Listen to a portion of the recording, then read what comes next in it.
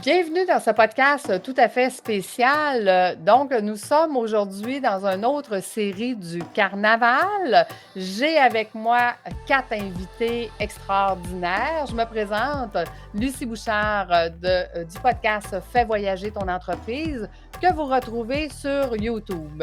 Donc, on va commencer par présenter mes invités. Pascal, est-ce que tu veux bien te présenter, s'il te plaît? Oui, bonjour, merci Lucie de cette invitation-là. Comme tu as dit, mon nom c'est Pascal Brousseau. Mon podcast, moi, c'est Hypnoconscience. Comme le titre le dit, bien sûr, on parle d'hypnose, on parle de conscience, de pleine conscience, mais c'est un podcast qui s'adresse aux gens qui veulent évoluer et qui ont un désir d'autonomie à travers ça, qui ne veulent pas avoir besoin tout le temps de quelqu'un pour les accompagner, qui veulent en fait comprendre comment ça fonctionne l'inconscient pour le reprogrammer par eux-mêmes pour atteindre soit des objectifs ou pour s'éloigner de certaines problématiques chroniques souffrantes comme souffrance émotionnelle, douleur chronique, pattern relationnel et des choses comme ça. Excellent. Merci, Pascal. Et je sais, pour écouter ton podcast, qu'on peut découvrir aussi ton parcours qui t'a amené là. Donc, on va inviter les gens à aller te suivre sur Hypnoconscience. Effectivement. Merci beaucoup. Merci d'être là. Écoute, on va passer la parole à Angélique. Angélique, est-ce que tu veux bien nous présenter ton podcast? Oui, allô, bonjour. Merci, Lucie, de cette initiative. Alors, moi, je suis une artiste. J'ai étudié en théâtre et je fais de la musique depuis maintenant 20 ans. Donc, j'ai ma petite compagnie de production et j'ai décidé pendant la pandémie d'ouvrir une école de chant parce que c'était difficile d'enseigner avec... en fait, vous savez, là, on ne pouvait plus se rassembler. Alors, voilà, j'ai développé donc des produits en ligne et j'ai décidé d'ouvrir un podcast lié à mon école, donc pour jaser un petit peu de ce qu'est la voix, parce que la voix, c'est aussi pour chanter, mais tout le monde utilise leur voix, hein? Vous-même, podcasteur. Alors, donc, j'ai développé différents services pour que les gens puissent continuer de développer et d'approfondir leurs connaissances par rapport à la voix. Alors, mon podcast s'appelle Philomela pour les amoureux de la voix. Merci, Angélique, d'être ici avec nous. Donc, on va se forcer à avoir une belle voix aujourd'hui. Ah, là, votre voix. Et je passe la parole à Louise Maina. Oui, bonjour Lucie. Oui, merci beaucoup de cette initiative. C'est vraiment le fun de se faire une activité comme ça, tout le monde ensemble. C'est différent et ça nous repimpe un peu. Oui, c'est le fun d'être ensemble, même si on est en arrière d'un Zoom, on parle podcast. Oui, c'est sûr, mais bon, on a pris l'habitude là, depuis la pandémie. Oui, c'est ça. Donc, oui, moi j'ai 2 podcasts. En fait, ça fait près de 25 ans là, que j'œuvre en tant que coach en réussite personnelle et professionnelle.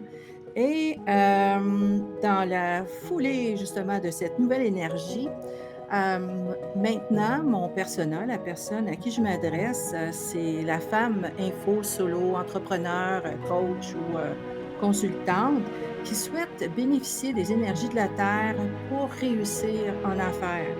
Donc, j'offre des services de coaching privé, autant aussi comme des programmes en ligne.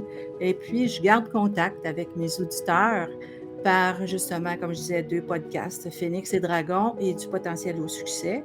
Donc, Phénix et Dragon, ça va vous intéresser si vous souhaitez vous tourner vers des ressources énergétiques et métaphysiques pour aller de l'avant vers de meilleurs résultats dans la nouvelle énergie, qui prend place très rapidement, comme on le sait.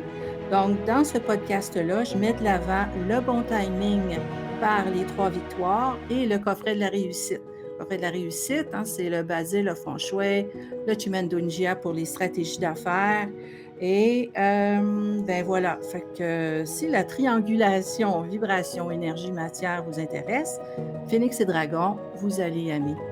Et l'autre podcast qui est du potentiel au succès s'adresse particulièrement, encore ici, là, à la femme active et engagée dans ses affaires qui souhaite dépasser ses objectifs. Avec la nouvelle énergie, il y a beaucoup de femmes, d'hommes aussi, qui se sont sentis un peu bloqués, là, hein, parce que tout change, la façon de faire change.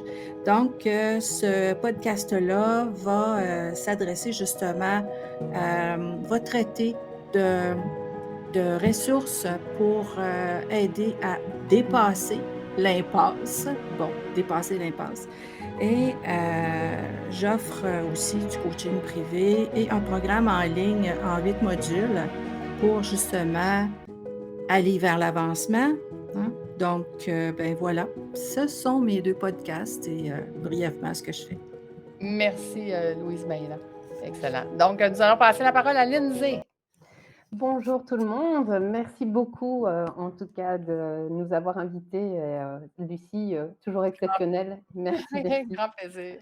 Ben voilà, hein, l'INSEE, 35 ans et le podcast Créeur Cadre, mais avant tout, c'est une vie d'apprentissage sur tout simplement l'être humain. Le fait d'avoir juste ce fil conducteur qui est l'humain depuis le début de mon adolescence, par les études que j'ai fait en psychologie, sciences de l'éducation, le parcours expérimental tout simplement de ma propre vie, mais aussi par le métier que j'ai exercé pendant 13 ans dans les soins de santé et le côté d'indépendante qui a toujours été en réalité inné et je l'ai découvert, ben, je vais dire pris conscience en 2017 que c'était ben, l'écoute active, la bienveillance des personnes et au final, c'était aussi le don de soi qui était le côté de la formation, le coaching et l'accompagnement dans divers domaines, dont le changement. Et pourquoi Créeur Cadre? Ben, c'est justement par rapport à ben, mon parcours personnel qui, je suis un peu le côté de ce papillon qui, qui voyage beaucoup et qui, ben, adore se poser, découvrir les gens, mais aussi, construire et donc on n'est pas nomade, pour rien, mais c'est pas pour autant que, on ne crée pas notre vie professionnelle, notre vie privée et donc je dirais tout simplement, beh, créons hors cadre, dans le cadre de la société parce que c'est réalisable. Tout à fait. Bien, bravo. Écoutez, pour le bénéfice de vos auditeurs, Fais voyager ton entreprise, j'accompagne les entrepreneurs qui sont PDG, donc président, directeur général et qui font tout, qui travaillent 60 heures par semaine à devenir des P, des présidents et à regagner une vie beaucoup plus de liberté. En parlant de liberté, écoutez, aujourd'hui, le sujet de notre carnaval est les voyages. Donc, chaque personne aura 5 minutes, sachez-le. Je vous fais un time sur vos prestations et je vous aviserai quand on sera rendu à 4 minutes pour que vous puissiez compléter votre histoire. Donc, on va, dans le fond, chacun des personnes qui sont alentour de la table aujourd'hui vont vous raconter leur parcours de voyage, leur plus beau voyage, que ce soit un voyage de vie ou un voyage, c'est ça qu'on veut partager. Donc, nous allons commencer par Pascal. Est-ce que tu es prêt? Est-ce que tu es prêt à nous Oui. raconter? Je suis prêt. Écoute, ça m'a ramené très loin, ça, parce que tu m'as fait réfléchir quand tu m'as parlé du sujet. Et ça nous ramène en 1995. À l'époque, j'avais 19 ans et j'ai fait un voyage missionnaire en Afrique, au Burkina Faso. Et ce qui est intéressant, c'est que déjà à cet âge-là, j'avais déjà une certaine aptitude, si on veut, à m'observer, hein, à m'observer en conscience, à m'analyser.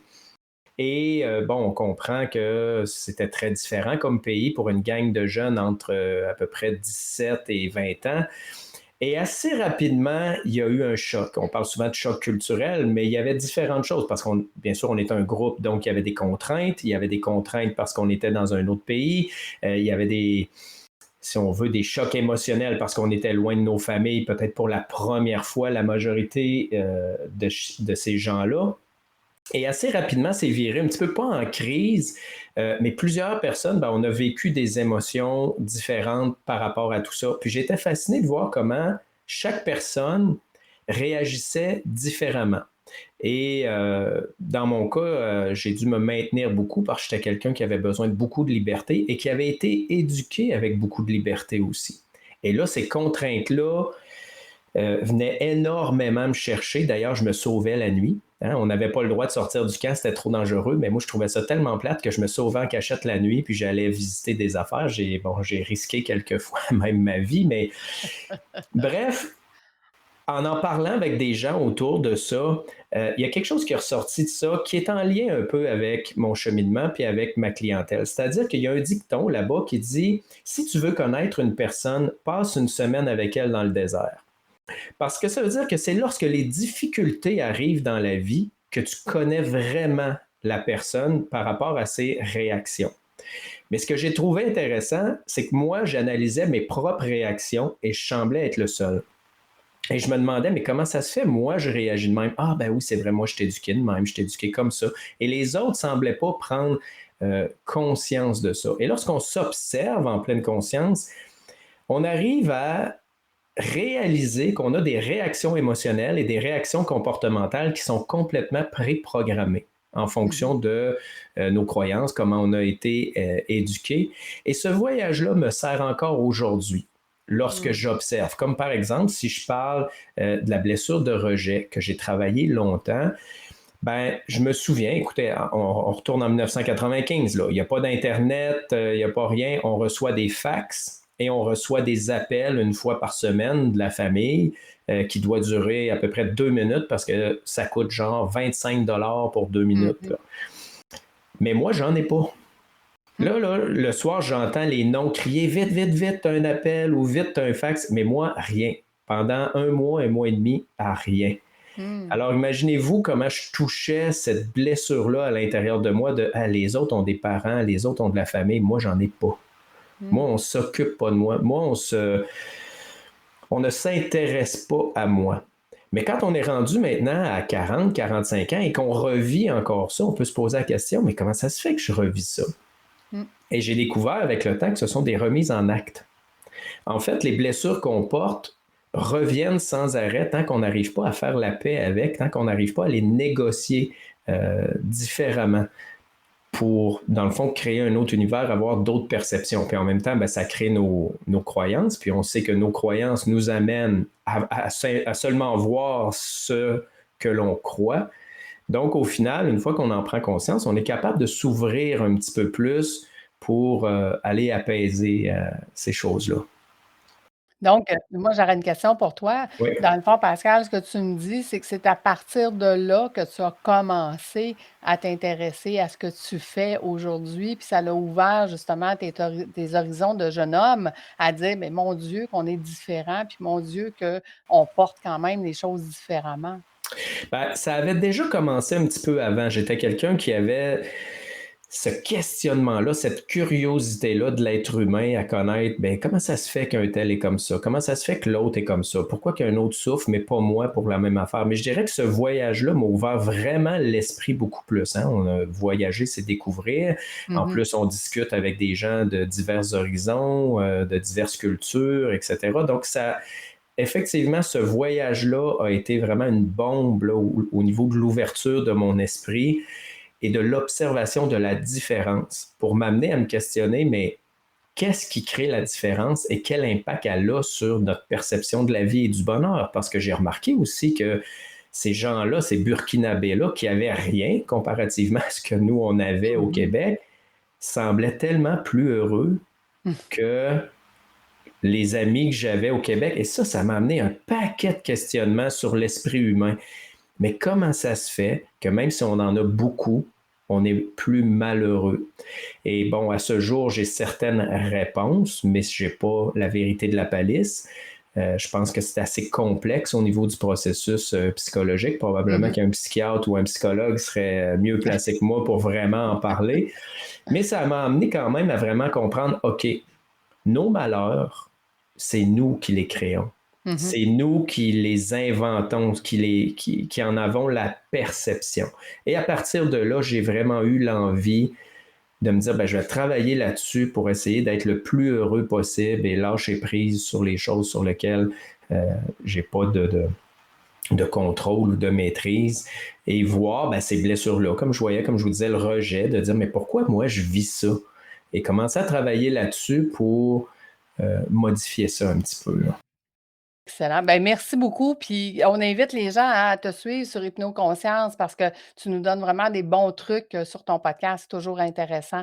Donc, merci d'avoir partagé Parfait. l'histoire finalement de la genèse. Ouais. Où a commencé Pascal Rousseau. Merci Merci beaucoup. Pascal. Super. Angélique, Oui, raconte-nous ton histoire. avec plaisir. Mais merci Pascal. Moi aussi, ça m'intéresse ton podcast. Je vais aller voir ça Oui. avec attention. Bon, ben, pour ce qui est de mon voyage, ben moi, en fait, j'ai pas beaucoup voyagé dans ma vie. Étrangement, je me suis toujours perçue comme un globe-trotter. Dans ma tête, j'allais visiter chaque coin du monde. À 16 ans, donc, on avait un voyage d'organiser pour aller au Nicaragua, un peu le même genre de un voyage humanitaire là, pour aller travailler sur une terre, puis aider donc euh, là-bas, directement là-bas. C'était donc en secondaire 5. Et juste au moment où le voyage se concrétisait, ben, une aventure de vie s'est pointée. Je suis tombée enceinte et j'ai décidé de le garder. Donc, plutôt que de partir en voyage au Nicaragua, j'ai décidé de mettre au monde un enfant, ce qui est tout un voyage, hein, toute une Oh, aventure. absolument, absolument. Je suis d'accord avec toi. Particulièrement quand on est jeune, mais bon, j'avais vraiment envie, j'ai décidé de plonger à fond là-dedans. Et donc, les opportunités de voyage se sont faites plutôt rares, on va dire, au début de ma carrière, parce que je voulais pas partir longtemps, même si les tournées étaient envisageables. Moi, j'avais vraiment du mal à m'imaginer partir loin de mon fils. Il était collé sur moi 24 heures sur 24 pendant au moins 2 ans. Donc, je vous dirais que j'ai comme mis ça de côté un peu. Je me suis dit, bon, de toute façon, je vais être jeune encore quand il va être grand, donc je vais mettre ça pour plus tard. Et la première opportunité que j'ai eue après ça, ben j'étais déjà passé la trentaine et je me suis organisée une tournée en Europe pour produire des shows. Donc, pour moi, en fait, les voyages, ça n'a jamais été quelque chose, un peu comme Pascal, ça n'a jamais été vraiment, comment dire, des vacances. Pour moi, ça a toujours été un dépaysement, rencontrer la culture, rencontrer les habitants, essayer de vraiment m'immerger le plus rapidement possible dans ce nouveau monde. Donc, fait que c'est ça. Dans le fond, tous les voyages que j'ai faits, c'était là, loin d'être des vacances. Donc, c'était des tournées, visiter les villages, participer à tous les événements qui ont lieu. Donc, j'ai fait des rencontres extraordinaires. Ça a ouvert mes horizons. Ça m'a donné envie d'apprendre plein de langues. C'est un petit peu pour ça aussi l'école, parce qu'en fait, quand on parle de la voix, bien sûr, on pense au chant, on pense, mais on parle du langage ici, et donc les langues, ça m'a toujours fascinée aussi. De pouvoir, d'être capable de discuter avec d'autres avec un autre univers. En fait, c'est ça que je trouve, c'est que quand on change de langue, on, on modifie un petit peu notre plastique, notre cerveau. On a une façon différente, on est plus ouvert, je trouve. Alors, ça m'a fascinée et puis je me suis mis à apprendre des langues. Alors, le voyage, je vous dirais que c'est d'abord pour moi un processus, c'est pour grandir. Vraiment, c'est pour continuer c'est rarement, donc, aller à la plage. Une fois, je me suis fait offrir, donc, d'aller en Croatie. Et exceptionnellement, cette fois-là, j'avais rien à faire que de m'effouérer sur la plage, comme on dit. Ouais, c'est des vraies vacances. Des vraies vacances, ben je me suis jamais autant tourné les pouces. J'en revenais pas comment que je m'emmerdais. Alors vraiment, c'est pas pour moi. Bref, c'est ça. J'adore voyager et je veux continuer de le faire le plus possible. C'est vraiment ça qui est devant moi, j'espère.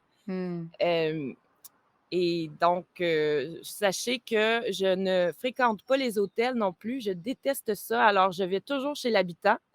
Donc, voilà. Et si vous venez ici, à Montréal, ben mes portes sont ouvertes aussi. Donc, si vous voulez visiter le Québec-Montréal, ben vous êtes bienvenus à l'école Philomela. Juste savoir comme ça, tu as combien de chambres pour recevoir du monde? Ben, pour l'instant, j'en ai 3. Quand même! Quand même pas pire. Quand même, je pense que Lindsay, elle a une question pour toi. Et ton prochain voyage, ça serait lequel, justement, si tu pouvais partir maintenant? Oui, bien, c'est sûr qu'on regarde vraiment intensément pour refaire une tournée européenne. Mais bon, avec tout ce qui se passe, j'ai l'impression que mon prochain voyage, ça va être pour le bootcamp. Je me souviens plus c'est-tu Puerto? Je me souviens plus où est-ce qu'on va cette année. En République dominicaine. Alors, ça me tente, là, parce que le soleil et tout ça, fait que probablement que ça va être celui-là le prochain. Mais... Sinon, t'es bienvenue en Europe, hein? C'est ça, je t'avertis tout de suite, hein, c'est moitié voyage, mais moitié travail, parce que Parcours nous fait travailler vraiment fort sur notre podcast quand même. Là. Ben, c'est ça, mais comme je viens de dire, Lucie, moi, c'est mon genre de voyage. Si j'ai juste des vacances, j'en profite pas. Ah ben écoute, tu n'auras pas le temps de t'ennuyer là, parce que on n'est pas reposant, hein? On n'est pas reposant. On va dire ça comme ça. C'est parfait. Pascal, oui? Merci. Oui, juste une petite question rapide comme ça. Est-ce que tu vis des craintes par rapport à tout ce qui est arrivé, la COVID et tout ça, les fermetures d'aéroports? Parce que moi, je me suis empêché beaucoup. Là, j'ai des projets et des rêves de voyage pour cet hiver, cet automne, et je me rends compte que je suis encore sur les freins parce que j'ai peur de perdre de l'argent. Oui, moi aussi, c'est sûr que... Puis ne serait-ce que on passait notre temps à prévoir des choses à annuler. Cette je sais pas comment dire, annulation. Ouais. Je suis plus capable. Puis moi-même, jamais avant, j'avais toléré d'annuler des choses. Pour moi, il fallait une bonne raison. Puis là, on dirait que c'est devenu... on dirait qu'on réserve à la dernière minute, on fait tout à la dernière minute. Puis même qu'on se dit, on organise quelque chose, mais peut-être, tu sais. Puis j'ai vraiment l'impression... Mais, en tout cas, oui. Écoutez, moi, je suis rendue à mon 6e voyage depuis septembre l'année passée. Je n'ai pas eu de problème dans aucun. J'ai été capable de revenir à tous mes voyages à la date prévue. Donc, c'est possible de voyager sans contrainte, sans problème, puis d'aller à peu près n'importe où dans le monde. Je me suis ramassée en Turquie, je me suis fait opérer en Turquie. Donc, je vous dirais qu'il n'y a vraiment pas de problème pour voyager. Donc, voyageéductible.com va vous aider. Oui, mais par contre, tu sais, comme on disait, quand on veut juste voyager pour visiter, ça va, mais moi, comme je voyage pour travailler, ben c'est plus compliqué parce que là, avec ce qui se passe, ben c'est plus difficile. Fait que je sais pas, Pascal, toi, c'est pour le travail aussi, tu voyages, j'imagine, tu veux voyager? Oui, ben en fait, je t'ai intéressé aussi au bootcamp. Moi, il y a 5 ans, quand j'ai tout lâché pour être à mon compte, je me suis dit, OK, je lance ça dans l'univers. Je calculais l'âge de mes enfants et j'ai dit, dans 5 ans, je veux passer au moins 1 mois l'hiver hors du Québec, un endroit plus chaud pour travailler à distance, parce qu'on sait maintenant, on est capable de travailler à distance. Donc, c'est ce que je veux. Et j'ai déjà des destinations, mais oui, j'ai une certaine crainte, j'ai peur d'être refusé, j'ai peur de, tu sais, avec que l'automne arrive, qu'il y a une autre vague qui referme des choses, qui referme des frontières, puis que là, finalement, au bout de la ligne. Mais je suis en train de me dire, je pense qu'il faut oser, puis et je te demanderais, Lucie, qu'est-ce que tu as nommé voyage? Voyageséductible.com, qui est mon autre entreprise de l'Académie. En fait, j'accompagne les groupes à organiser leur voyage extraordinaire de vie. Donc, c'est vraiment de venir voir quand les gens veulent avoir un voyage avec expérience, qui veulent vivre une expérience, vivre le moment présent et de pouvoir profiter du moment. Donc, moi, c'est le genre de voyage que je fais pour les groupes. Donc, c'est ça que je vous disais. Je pense que, tu sais, difficile ne veut pas dire impossible. Si on est bien préparé, bien organisé, puis qu'on va dans des bons endroits, il n'y a pas de contrainte à voyager là, actuellement. Puis les frontières, est-ce qu'ils vont se refermer? Bien, s'ils se referment, on va juste reporter à une autre date. Tu sais, tout est remboursable maintenant. Les assureurs donc, c'est pour ça que je vous dis, il n'y a plus vraiment de crainte à avoir si on fait les bonnes choses au bon moment. Parfait. Donc, alors, je vais passer à l'action. Absolument. Donc, Louise Maina, donc à ton tour, raconte-nous ton parcours, ton voyage. Oui, écoute, le voyage, je vais prendre le voyage qui est directement en lien avec mes podcasts. En 2019, je suis allée en Malaisie. Je suis allée 1 mois là-bas. En fait, bon, comme je m'intéresse au feng shui, à l'énergétique et tout ça, j'avais fait déjà un parcours avec un maître ici.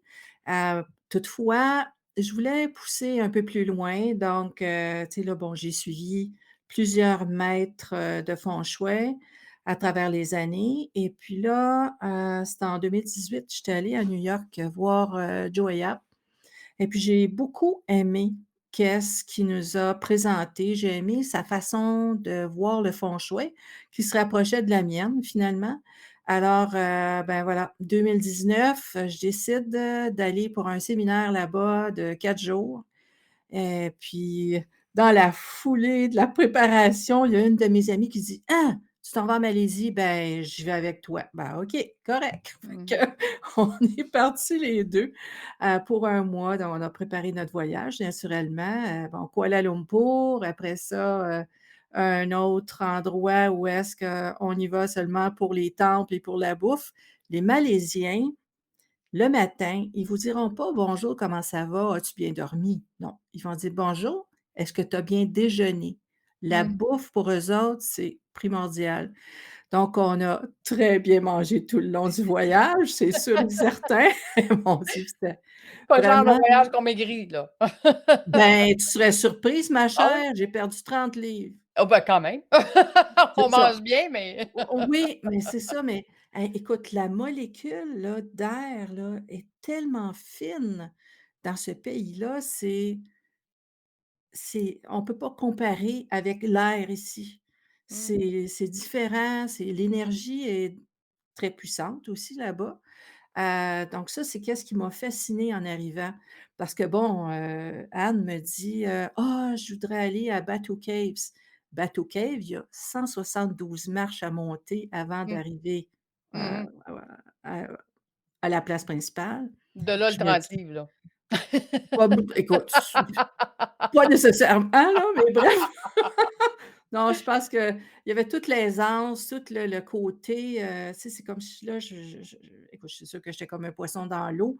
Moi, j'ai toujours eu le côté, asiatique très fort en moi, tu sais. Mmh. Écoute, quand j'étais petite, là, j'avais les yeux tellement bridés que mon père m'appelait la petite chinoise. Fait que tu vois-tu le Mmh. genre? J'ai toujours eu ça dans le sang. Fait que, tout ça pour dire que je me disais: «Eh mon Dieu, c'est humide dans ce pays-là, hein», très humide, là. Je me disais: «My God, monter 172 marches dans cette humidité-là».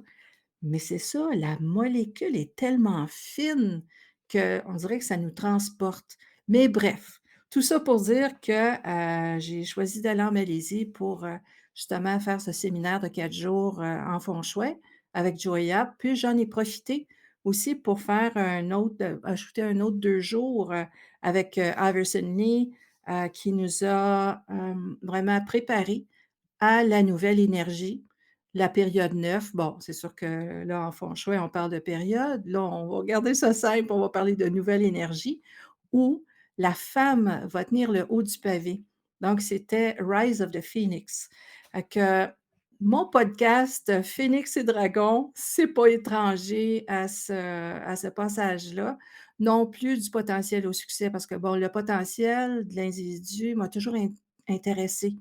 Vraiment très fort. Donc, en revenant avec Anne, je me disais: «Bon, OK, la période 9, bon, nouvelle énergie», fait que ça s'appelait, au départ: «Connaissez votre potentiel, vivez votre succès». C'est un peu long, donc Mmh. je l'ai mijoté et puis ça a donné, du potentiel au succès.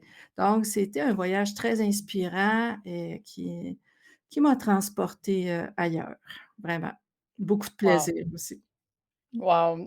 C'est le fun de voir que c'est souvent durant ces voyages-là qu'on se transforme soi-même, hein, qui fait Oui, qu'au bout de la ligne, on transforme qu'est-ce qu'on donne ou qu'est-ce que l'accompagnement qu'on a des personnes ou de la façon qu'on les accompagne. J'adore beaucoup ce thème-là, voyage, parce qu'on apprend à découvrir le parcours des gens, par rapport à ça. Comment ils se sont oui. transformés ou de quelle Mmh. façon. Vraiment intéressant. Oui, écoute, tu sais, c'est des fois, on se pose la question: «Pourquoi on vit en société?» Tu sais? Bon, Mmh. c'est au courant d'un voyage en Colombie. sur une île, San Andrés, où est-ce que j'ai fait comme: «OK, les insulaires sont différents, hein, ils vivent pas tout à fait pareil». Puis en plus, bon, les Colombiens. Et c'est là où j'ai compris que vivre en société, c'est échanger la synthèse de nos vécus. Tu on se Mmh. rencontre et puis il y a quelque chose qui se passe énergétiquement. Alors, Ouais. ça, c'est autre chose très intéressant. Écoute, on pourrait en parler longtemps. Je pense qu'on Oh pourrait rester oui! dans le tour de la table, mais on va garder ça simple pour nos auditeurs quand Ouais, même. c'est ça. Merci d'avoir partagé. C'est super Merci, gentil. merci. Lindsay, raconte-nous ton voyage. Ben, mon voyage, ça a commencé réellement en 2010, mais l'action réellement de voyager avec, ce côté d'être en conscience, a commencé en 2019 et bah, vous allez bien rigoler parce que je suis ici, justement entourée que de Canadiens et c'était le Canada. Donc voilà, ce côté de, ben, il n'y a jamais de hasard. 2019, c'est, la question de, ben, pourquoi ne pas vouloir aller au Canada maintenant et de dire à chaque fois que, le dernier continent, vraiment le dernier continent où je mettrai les pieds, où je déposerai mes valises, ça sera le Canada. Je ne Mmh. savais pas pourquoi j'exprimais ça depuis, ma plus tendre enfance et là, je me suis fait: «Bon, ben, et si c'était pas le cas? Si c'était, un continent où, tu vas le détester et tu as passé toute ta vie à attendre pour rien». Et c'est là où je me suis dit: «Bon, prends ta vie en main». J'ai ouvert mon agenda et j'ai vu 10 jours au mois de mai 2019 et j'ai enclenché. Je l'ai fait en 5 minutes. J'ai pris Mmh. mon billet, je suis partie et en réalité, je me suis pas rendu compte, mais en réalité, c'était le début de ma nouvelle vie, ma vraie vie, qui était, juste de me découvrir et de pouvoir, réellement découvrir, qui j'étais à travers les autres. Parce que, cette culture m'a vraiment confortée dans qui j'étais et de me sentir, en accord total avec moi-même et non plus de me sentir justement hors cadre, mais d'une manière inconfortable et de me dire: «Mais qu'est-ce qui se passe? Alors, est-ce que j'ai été adoptée? Est-ce qu'à un Mmh. moment donné, voilà, j'adore, mon pays, ce n'est pas du tout, cette prise d'information que je me suis donnée, mais c'est surtout le côté enrichissant que j'ai pu découvrir par, ce voyage de 10 jours qui a fait que quand je suis revenue en Belgique, ben, à nouveau, piqûre de rappel, là, c'est, mon papa, qui, ben, est en situation de handicap, amputé des 2 jambes, qui me téléphone disant comme quoi que ma belle-mère était partie au bout de 28 ans de mariage. Et qu'est-ce que j'ai refait? Ben, j'ai vécu pour les autres, j'ai réenclenché la sauveuse, sauf que, ben, le voyage au Canada, avait déjà débuté en moi. C'est que une semaine après, ben, je me suis dit: «Oh stop», une semaine après, qu'est-ce que je ressens? Comme si je n'avais jamais voyagé. Or, ben, ça me restait dans la tête et là, j'ai réenclenché le deuxième pas et là, j'ai mis 1 mois au Canada Mmh.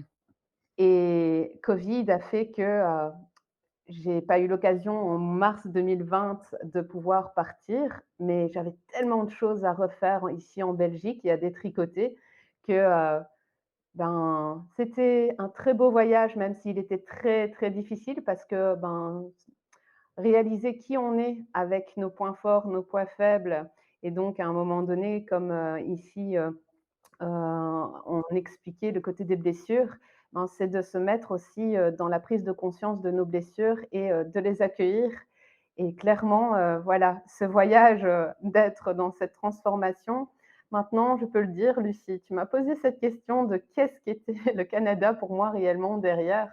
Ben, c'est toute une transformation, d'être simplement, qui, j'avais besoin d'être et c'est pas terminé bien entendu parce que, ben, le Canada, j'avais réenclenché les démarches justement de cette, culture que j'apprécie, que j'ai eu l'occasion de vivre l'humain à du 2000, de rencontrer des personnes extraordinaires en 10 jours. J'avais jamais rencontré autant de monde, de relations et dont j'ai vraiment lié des liens forts que j'ai encore ici et pourtant, ben, voilà, on ne se voit pas tous les jours et c'est ça qui est intéressant, c'est que c'est pas la quantité mais bien la qualité.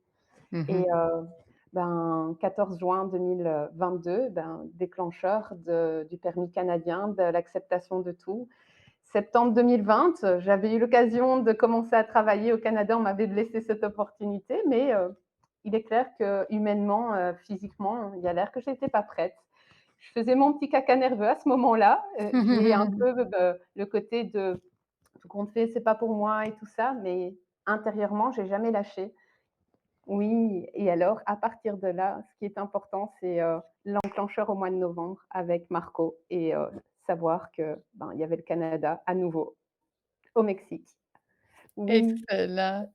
Pascal, tu as une question pour Pascal. Lindsay. Vas-y. Ouais, ben, question commentaire, je trouve ça intéressant parce que ça revient un peu à ce que je disais, puisque Louise Magnin aussi a dit, sortir de son pays, c'est sortir de sa zone de confort, mais pas seulement que pour la nourriture, la température ou peu importe, c'est qu'on rencontre des cultures différentes, des façons de penser différentes qui nous remettent en question. Puis si on a une certaine ouverture, ça vient nous transformer profondément à l'intérieur. Alors qu'à la maison, en côtoyant le même monde, souvent on tourne un peu, je dirais pas en rond, mais on tourne dans quelque chose de connu constamment et on n'a aucune idée qu'il existe autre chose. Et c'est lorsqu'on voit qu'il existe autre chose au niveau psychologique, au niveau perception, au niveau croyance, que, oh wow, OK, et si je croyais ça, qu'est-ce que ça changerait dans ma vie? Et voyager amène des transformations intérieures vraiment intéressantes, effectivement. Et comme Lindsay disait, quand c'est pas juste d'aller se coucher sur la plage et de rencontrer d'autres de notre propre pays, ça brasse des choses. Exactement. Je suis d'accord. Puis, tu sais, il y a des voyages, comme Lindsay vient de nous raconter, qui viennent changer même la façon qu'on veut vivre.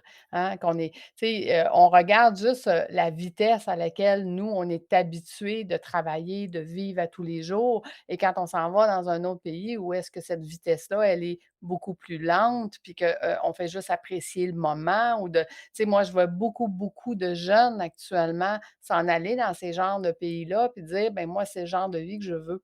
Je ne veux pas je veux pas courir comme mes parents ou comme mes grands-parents et tout ça. Vous en pensez quoi? Est-ce que vous le voyez, vous, dans votre entourage, ça? C'est drôle parce que j'ai lu un article ce matin qui parlait justement de ça, du fait que il y a, on va dire, mettons, 100 ans, voyager, c'était l'histoire, c'était une fois dans ta vie, c'était, ou Ouais. peut-être deux, mais c'était incroyable, c'était une aventure, jusqu'à ce que ça devienne, il y a quelques années, on voyage plusieurs fois par année, même des voyages à rabais et tout ça. Et tout ça est en train de redisparaître et revenir. Ça devient de plus en plus difficile de voyager. Alors, ce qui semble se passer, c'est que les gens ressentent ça et là, se disent, on va essayer de profiter au maximum de ce qui reste de cette ancienne vie. Donc, les gens ont l'impression que le voyage sera plus aussi accessible. Alors, ils se ruent vers l'aventure de plus en plus, puis surtout chez les jeunes. Parce que voyager, on s'entend que on s'en rend compte quand on vieillit, ça prend de l'énergie aussi. Il faut être complètement. Il faut être dans une bonne zone, on va dire. Puis quand on est jeune, ça va, on peut vivre toutes sortes de choses. Là. Fait que oui, j'ai l'impression que c'est ça qui se passe. Il y a comme une espèce d'effervescence. On a peur que cette vie-là, cette liberté, cette possibilité de voyager à travers la planète, que ça va disparaître avec tout ce qui se passe. Il y a comme un peu... fait que, mais aussi, le phénomène, c'est qu'on est en contact les uns avec les autres sur la planète entière. Comme là, on discute avec Lindsay qui est en Belgique, bien, c'est ça? C'est ça. C'est incroyable quand même. Donc, c'est sûr que ça remet en question aussi notre manière de percevoir le voyage.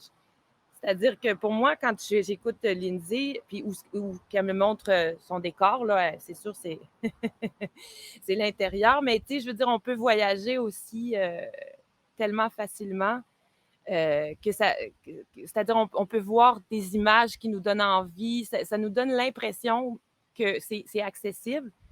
En plus, avec les lancements de Rocket, on a l'impression aussi que bientôt, on va pouvoir voyager sur la Lune. Oui. Mais la réalité, c'est que c'est ça. Cette accessibilité-là est en train de se modifier un petit peu.